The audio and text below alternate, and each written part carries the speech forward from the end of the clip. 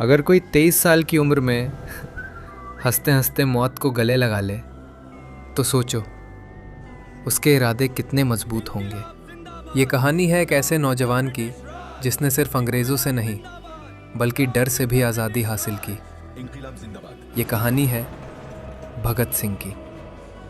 एक नाम जो आज भी हर दिल में जिंदा है, एक आवाज़ जो आज भी गूंजती है, इनकलाब जिंदाबाद। वो दौर जब भारत गुलाम था और हर तरफ अन्याय था, लेकिन उसी अंधेरे में एक चिंगारी जल चुकी थी।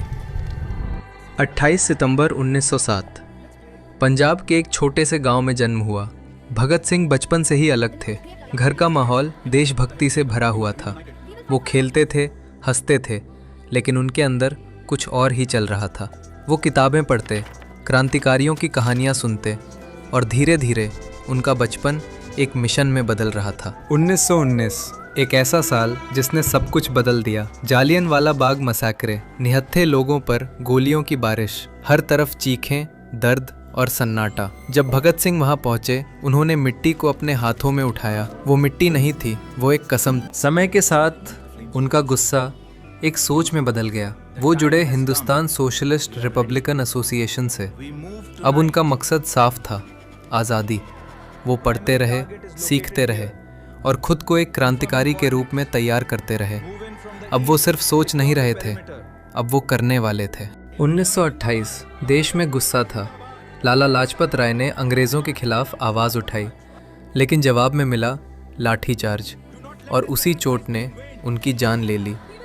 ये खबर सुनकर भगत सिंह टूटे नहीं बल्कि और मजबूत हो गए। उन्होंने कसम खाई, इस अन्याय का जवाब दिया जाएगा। और फिर एक दिन जॉन सैंडर्स को गोली मार दी गई।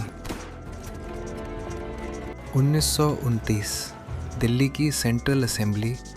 भगत सिंह और उनके साथी, उन्होंने बम फेंका, लेकिन मारने के लिए नहीं, जगाने के लिए। पूरा हॉल गूंज उठा, इनकलाब जिंदाबाद। और फिर उन्होंने खुद को गिरफ्तार करवा दिया। जेल की सलाखों के पीछे उनकी सोच और भी मजबूत हो गई।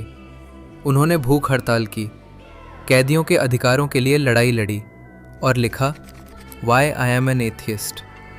उनके लिए आज़ादी सिर्फ देश की नहीं, सोच की भी थी। 23 मार्च 1931 वो दिन जब 3 नौजवानों को फांसी दी गई, भगत सिंह, राजगुरु और सुखदेव।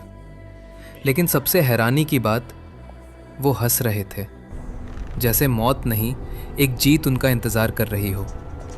आज भी जब कोई इनकलाब जिंदाबाद कहता है तो उसमें उनकी आवाज़ गूंजती है। वो मरे नहीं, वो हर उस इंसान में जिंदा हैं जो सच के लिए खड़ा होता है। Thank you for watching. अरे बटो अगला कौन से टॉपिक पर बनो कमेंट में बटो और लाइक करना और सब्सक्राइब कर लो भाई लोगों।